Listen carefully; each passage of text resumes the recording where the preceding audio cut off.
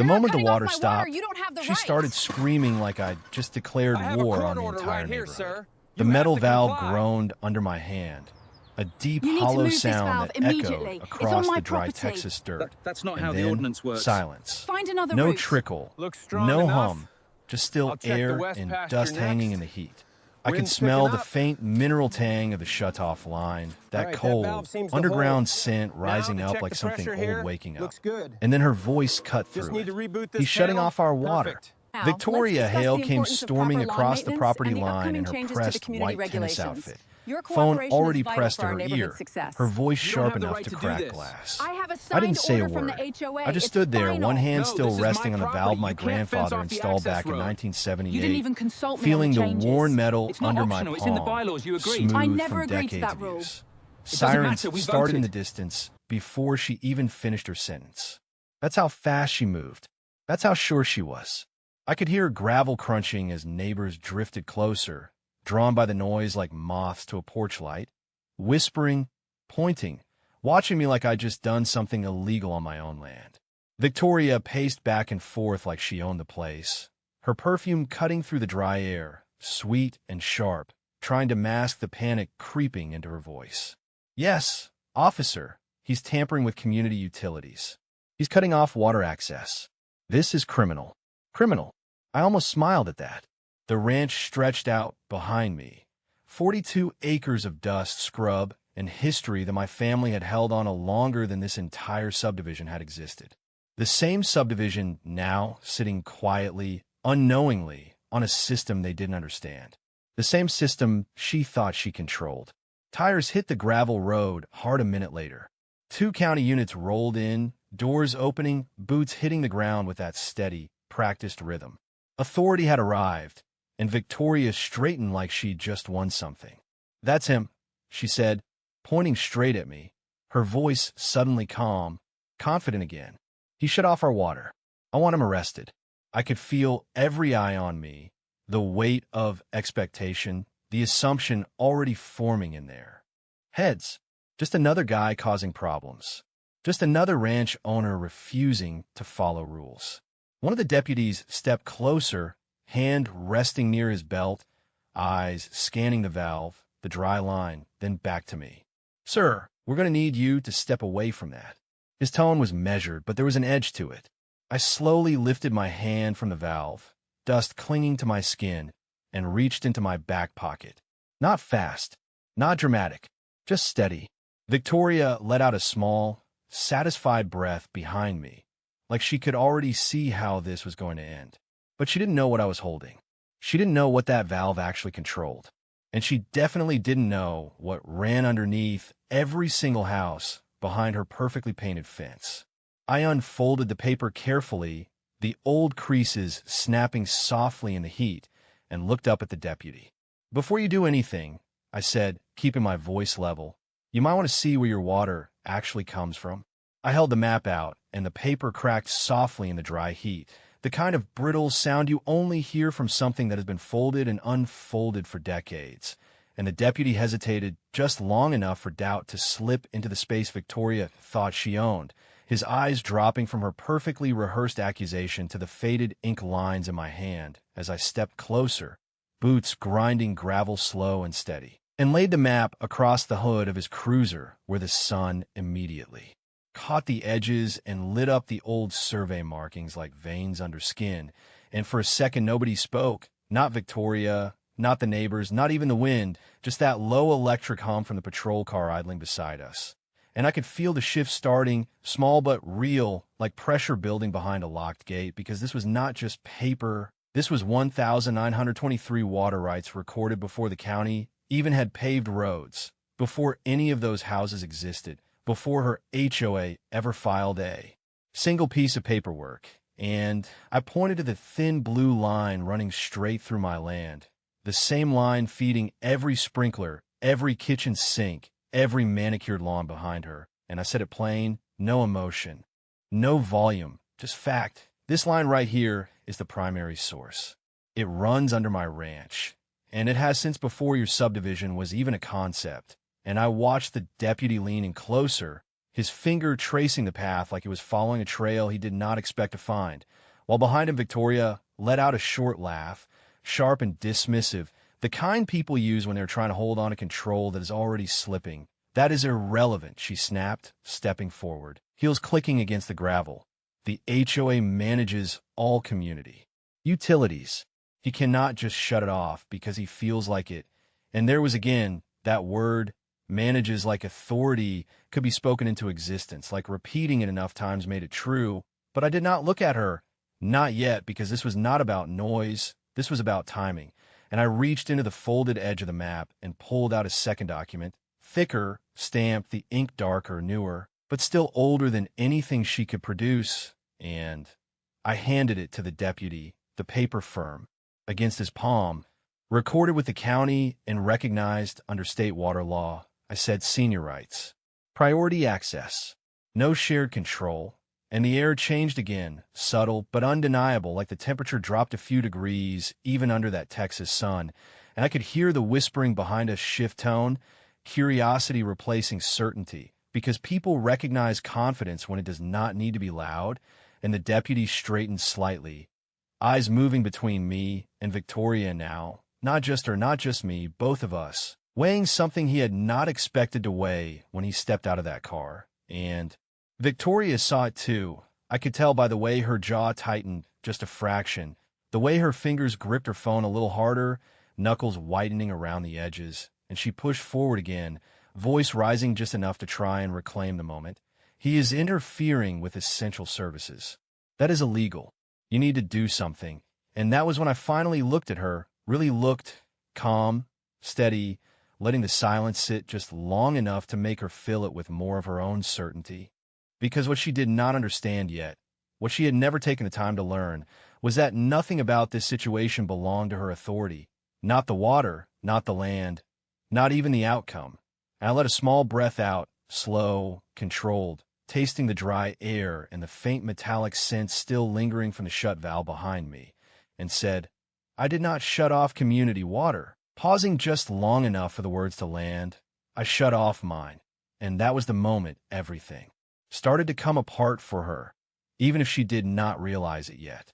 The deputy's eyes lingered on the document a second longer than before, and I could see it happening, that slow recalibration when certainty starts to slip and something heavier takes its place, because this was no longer a noise complaint or a neighbor dispute. This was paperwork, law, things that do not bend just because someone raises their voice, and the air felt tighter now. Like the whole scene had narrowed down to that strip of metal valve behind me and the thin blue line on the map, spread across the hood. And Victoria must have felt it too, because her tone changed, not louder, but sharper, more controlled, like she was trying to regain ground she did not realize she had already lost. "You cannot just decide to shut off a resource that serves an entire community," she said, slower now, choosing each word like it could fix what was already breaking. And the deputy glanced at her, then back at me, then down again at the document, his thumb brushing over the official stamp, like he needed to feel it was real. And I let the silence stretch just a little longer, because silence does something noise never can. It makes people think, and thinking was not working in her favor right now. "Ma'am," he said finally, not harsh, not soft, just measured. "I need to understand something here." And he tapped the map lightly. "You're saying this water system runs through his property?" And she nodded immediately, too quickly. "Yes, but it is part of the HOA infrastructure. It has been for years." And there it was again, that assumption built on repetition instead of proof. And the deputy's gaze shifted back to me, steady, now waiting.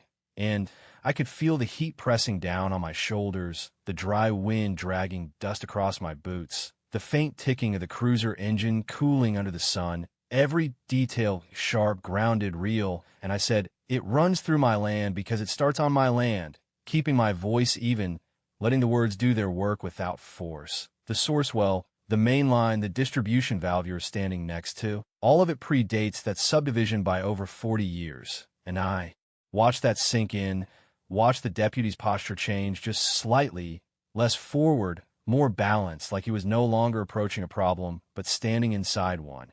And behind him, a murmur rippled through the small crowd, quieter now, less certain, because people understand ownership when it is explained in simple terms. land source control, things that do not belong to committees or boards unless they're given. And Victoria stepped forward again, but this time there was a fraction of hesitation in her movement, like her body knew something her voice was still trying to deny. That does not matter, she insisted, but it came out thinner now, stretched. The HOA has maintained that system for years. We have records, we have authority. And that word again, authority, but now it sounded different, less like a fact and more like a request. And I finally turned fully toward her, meeting her eyes, calm, steady, not angry, not rushed, just certain, and said, maintenance does not create ownership, letting each word land clean. And authority does not come from a board vote when the rights were recorded long before that board existed. And for the first time since she walked onto my land, she did not interrupt, she did not raise her voice. She just stood there, blinking once, twice, the edges of her certainty fraying under the weight of something she could not argue away with tone or presence. And the deputy exhaled slowly, a quiet breath that carried decision with it. And he looked at her, not unkind, but firm now. Ma'am, based on what I am seeing here, this appears to be a private utility source under his control. And that was the moment the ground shifted. Completely, not with noise, not with drama, but with a simple sentence that carried more weight than anything she had said all morning, and I could feel it in the way the air settled, in the way the crowd went still, in the way Victoria's grip on her phone loosened just slightly, because the system she thought she controlled had just been reframed in front of everyone, and there was nothing she could do to stop it. For a second, nobody moved, not the neighbors, not the deputy, not even Victoria, and the only sound left was the faint ticking of hot metal from the patrol car and the dry wind dragging dust across the edge of the map still spread out in the sun. And I could feel the weight of that moment settle in, heavy and quiet, because everything had just shifted from assumption to fact, and facts do not care how loud you are. But Victoria was not done. Not yet. I could see it in the way her shoulders squared again, the way she lifted her chin like she could still command the outcome if she just pushed hard enough. This is not over, she said, voice tighter now, controlled but strained. Even if that line runs through your property, you cannot just cut off service to dozens of families without notice, without coordination. There are regulations, there are procedures. And she turned slightly toward the deputy like she was pulling him back on her side. He is creating a public issue. And I let her speak. Let every word hang in the air, because this was the part most people rush, the part where they argue, where they try to win with volume. But I had learned a long time ago that timing beats noise every time. And when she finished, when that last word faded into the heat, I stepped forward just enough to rest my hand lightly on the edge of the cruiser hood, fingers brushing the map, grounding myself in something real, something older than her board meetings and printed notices. And I said, I did not shut it off without reason, calm, even, steady, and I watched the deputy's attention lock back onto me. Because tone matters when the facts are already on your side. I shut it off because the usage downstream exceeded the permitted draw on this line. And that word hung there, permitted, heavier than anything she had said so far, and I could see the question forming before he even asked it. Permitted by who? He said, and there was the opening, not dramatic, not explosive, just precise, and I reached into my back pocket again and pulled out a smaller folded sheet. Newer paper this time, edges clean, ink sharp, and handed it over, county water allocation limits. Tied directly to the original rights. I said, they have not changed in decades, but the demand has, and the deputy unfolded it slowly, eyes scanning. And I could see it clicking into place for him, the connection between the map, the rights, the system, and the sudden absence of water, and behind him the murmurs shifted again, quieter now, more uncertain, because people understand limits when you explain them in terms they can feel. Too much taken, something has to give. And Victoria stepped in again, faster this time, like she could outrun what was forming. That is not accurate, she said, but there was a crack in it now, a slight break in the smooth confidence she had carried in with her. Our engineers approve the expansion, the system supports it. And I looked at her, not unkind, not aggressive, just steady, and asked, approved by who? The same question, the same weight, and for a brief second, she hesitated, just enough to be seen, just enough for everyone watching to feel it, because she did not have a document to match mine. She had meetings, approvals, decisions made in rooms that did not own what they were deciding about. And the deputy closed the paper slowly, his thumb pressing along the fold, and looked at her again, not with doubt anymore, but with clarity. "Ma'am, do you have documentation that overrides this?" he asked, and the silence that followed was different, heavier, final in a way that could not be talked over. And Victoria's grip on her phone loosened again, her eyes flicking briefly to the houses behind her, the lawns, the quiet streets that depended on something she did not control. And for the first time since she called this in, she did not have an answer ready, and I could feel it settle in, that shift from control to exposure, because this was never about shutting off water. It was about showing exactly who had the right to turn it on in the first place. The silence stretched longer this time, thick and unmoving, like the heat pressing down on all of us, and I could hear the faint creak of someone shifting their weight in the crowd behind the patrol car, the kind of small sound people make when they realize they are no longer watching a simple argument, but something they do not fully understand. And Victoria stood there for a second, eyes flicking between the deputy, the papers, and the map, searching for something to grab onto, some angle she could still control, but there was nothing left in front of her that belonged to her authority. And that is when she changed tactics. I saw it in the way her posture softened just slightly, the edge in her voice replaced with something more measured, more calculated. "Look," she said, exhaling slowly like she was the reasonable one now. "Even if there is some technical ownership here, you cannot deny access to water like this. People depend on it, families, children. This is not just about paperwork." And she gestured toward the neighborhood behind her, the rows of identical rooftops sitting quiet under the sun. And for a moment, that argument almost sounded convincing because it shifted the focus away from law and into emotion, into responsibility, into something harder to quantify. And the deputy glanced at those houses too, just briefly, and I could feel the weight of that angle, because it is the one people reach for when facts stop working. But I did not move, did not rush to answer, because this was exactly where the truth needed to be placed carefully, not loudly. And I let a breath out, slow and controlled, tasting dust and heat, and said, "They depend on it because the HOA connected them to a source they do not own." And the words landed heavier than anything I'd said so far. Not sharp, not aggressive, just undeniable. And I watched the deputy's eyes shift back to me, attention locking in again, because that was the part nobody had said out loud yet, the part sitting underneath everything. And Victoria's expression tightened just for a second before she tried to push back again. "That is how infrastructure works," she said quickly, too quickly. "Systems expand, communities grow. You cannot expect everything to stay the same forever." And I nodded once, not disagreeing, just acknowledging the surface of what she was saying. "You are right," I said, calm, steady. "Things do change." And I let that sit for a beat, just long enough to make the next part unavoidable. But the law does not change just because demand increases. And I tapped the paper lightly on the cruiser hood. The sound soft but precise. Those limits were set to protect the source, not the convenience of expansion. And the deputy's jaw shifted slightly, like he was aligning pieces in his head. And I could see it now, clearly, the full picture forming for him. Not just ownership, but responsibility, not just rights, but boundaries. And behind him the murmurs had faded almost completely, replaced by that heavy, listening silence that only comes when people realize something bigger is unfolding.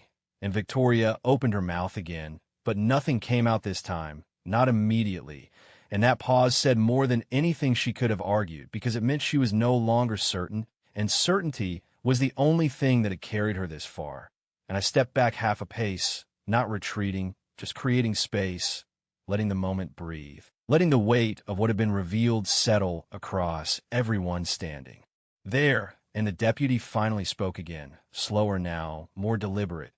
"Ma'am, if what he's saying is accurate, then the connection your HOA established may not be authorized under these conditions." And the words were careful, official, but the meaning was clear, and I saw it hit her, not all at once, but in layers, the realization that this was not just a disagreement, not just a misunderstanding, but a problem that had been sitting under her entire operation the whole time, hidden beneath assumptions and approvals that never actually held legal ground. And she took a small step back without meaning to, the gravel shifting under her heel, her phone lowering just a fraction, and for the first time since she called those sirens, she was no longer directing the scene, she was standing inside it, and I could feel it too, that quiet shift from defense to exposure, from accusation to consequence, because this was never about whether I could shut the water off. It was about proving that I had the right to decide when it flowed at all. The deputy did not speak right away this time, and that silence carried more weight than anything he could have said, because now he was not reacting, he was thinking, and thinking meant the situation had moved beyond her control, and I could see it in the way his stance shifted, less like enforcement and more like evaluation, his eyes moving from the documents to the ground, then to the line running beneath us that nobody could see, but everyone was now starting to understand, and Victoria stood there, shoulders tight, her earlier confidence replaced with something sharper, more brittle like glass under pressure, and she tried again. One more push, one more attempt to hold on to the narrative she walked in with. "So what are you saying?" she asked, her voice thinner now, but still reaching, "that he can just decide when an entire neighborhood gets water?" And the question hung there, heavy, because it sounded unreasonable when framed that way, like something unfair, something excessive. But I did not answer immediately. I let the deputy answer first, because now it needed to come from authority, not from me. And he exhaled slowly, looking at her with a kind of steady clarity that had not been there before. "No, ma'am," he said, measured and firm. "What he is saying is that the source and distribution originate on his property under established rights. And if usage exceeds what is legally permitted, he may have the right to restrict access to remain in compliance." And that word, compliance, landed differently than anything else because it reframed everything she had been arguing, not as control, but as obligation, and I could see it hit her, the realization that this was no longer about power. It was about limits she had ignored, and behind her the houses sat quiet, unchanged, but suddenly connected to something fragile, something conditional, and the murmurs were gone now, replaced by stillness, because nobody wanted to interrupt what was unfolding, and I stepped forward just slightly, enough to be part of the conversation again, not to dominate it, just to clarify what needed to be said next. "I did not wake up this morning and decide to shut anything down," I said, calm, steady. "I have been monitoring the flow for months." And I reached down, tapping lightly against the metal housing of the valve. The sound, dull and grounded, pressure readings, output levels, draw rates, they have all been climbing past what this system was designed to handle. And I could see the deputy nod slightly, not agreement yet, but understanding, and Victoria's eyes flicked to the valve, then back to me, searching for something she could still argue, but the details were stacking now, not in her favor. There were warnings. I continued, letting that part land clearly. Notices sent to the HOA, requests to review usage, to bring it back within limits, but nothing changed, and that was the part she did not expect. I could tell by the way her posture shifted again, just a fraction, like something had been revealed that she thought was buried, and she opened her mouth, but stopped because denying it outright would have required proof she did not have in front of her. And the deputy glanced at her again, this time not asking, just observing, and that silence from her side spoke louder than anything else, and I let a breath out, slow, steady, feeling the dry air settle in my chest, and said so. I shut the system down before it failed. And that was the final piece, not punishment, not retaliation, but prevention, and it changed the shape of everything, because now it was not about taking something away. It was about protecting what was already there, and the deputy nodded once, small but decisive, and looked back at her. "Ma'am, this appears to be a civil matter involving property, rights, and resource management, not a criminal issue." And the words were simple, but they closed the door she had opened when she made that call, and I could see it on her face, the realization settling in. Not all at once, but enough to know that the situation had moved beyond her reach, and I stood there, steady, grounded, the valve quiet behind me. The system paused, waiting not for permission, but for the right terms to be set before it moved again. The word civil hung in the air like a line drawn in the dirt, quiet but unmistakable, and I watched it land on Victoria in real time. Watched the way her expression tightened, not in anger this time, but in calculation, because now she understood this was not something she could force her way through with urgency or volume. This was something she would have to face on terms she did not control. And for a moment she said nothing, just stood there with her phone lowered at her side, the same device she had used minutes ago to try and pull authority into a situation that never belonged to her. And the deputy stepped back slightly, giving space not to her, but to the situation itself, like even he understood that what was happening now was not something he could resolve with a simple instruction. And the air shifted again, quieter, heavier, and I could feel every eye still on us, waiting for what came next. Because people always expect a confrontation to end with something loud, something decisive, but real resolution rarely sounds like that. It settles in slowly like dust after wind. And Victoria finally spoke, her voice lower now, stripped of that earlier sharp edge. "So what happens now?" she asked, and it was the first real question she had asked since she walked onto my land. Not a demand, not an accusation, just a question, and I took a second before answering, not to think, but to let that shift register, because this was the moment everything changed from conflict to negotiation. And I looked past her briefly, at the row of houses in the distance, the stillness of them, the quiet dependence they did not even realize they had, and then back at her, steady, grounded. "Now we do it the right way," I said, simple, direct, and I reached down to the valve again, resting my hand lightly on the metal, feeling the coolness beneath the sun-warmed surface. The same hardware that had been doing its job long before any of this existed, and I continued, "Your HOA connected to a system it never formally secured rights to and expanded usage beyond what that system was built to handle." And I let that sit, not as an accusation, but as a fact that can be corrected, but not by ignoring it. And the deputy watched quietly, no longer intervening, just observing, because this had moved into a space where the law was not about enforcement. It was about structure. And Victoria's eyes follow my hand to the valve, then back to me, and I could see it in her expression now. The shift from resistance to understanding, not full acceptance yet, but enough to know she could not push past this. And she asked, more carefully this time, "What does that involve?" And I nodded once, because that was the right question. Finally, formal agreement. I said usage limits that match the original allocation. Infrastructure review to make sure the system can handle the demand, and compensation for access to the source. And each point landed clean, structured, not emotional, just reality laid out in steps. And the word compensation hung there for a second, heavier than the rest, because that was where ownership became tangible, where assumption turned into obligation. And Victoria exhaled slowly, her shoulders lowering just a fraction, the tension shifting into something else, something quieter, and behind her the neighborhood remained still, unchanged, but no longer untouched by what had just been revealed. And the deputy glanced between us one last time before stepping back fully, signaling without words that his role here was done. And I stood there with my hand on that valve, not turning it yet, not rushing to restore what had been paused, because now it was not about whether the water could flow. It was about the terms under which it would. And for the first time since she called those sirens, Victoria nodded, small, controlled, but real, because she finally understood that this was never about stopping the water. It was about proving exactly who had the right to decide when it started again.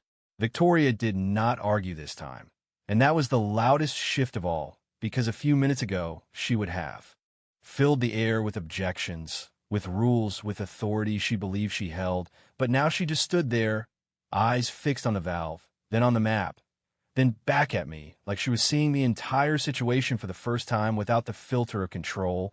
And the silence stretched across the small crowd, heavier now, but calmer, no longer tense, just waiting. And I could hear a screen door creak somewhere in the distance, a dog bark once, and then go quiet again. Every day, sounds slipping back into place as the confrontation dissolved into something more grounded, more real. And I let my hand rest on the valve without moving it, feeling the cool metal steady under my palm, because this moment mattered, not the turning of it, but the understanding behind it.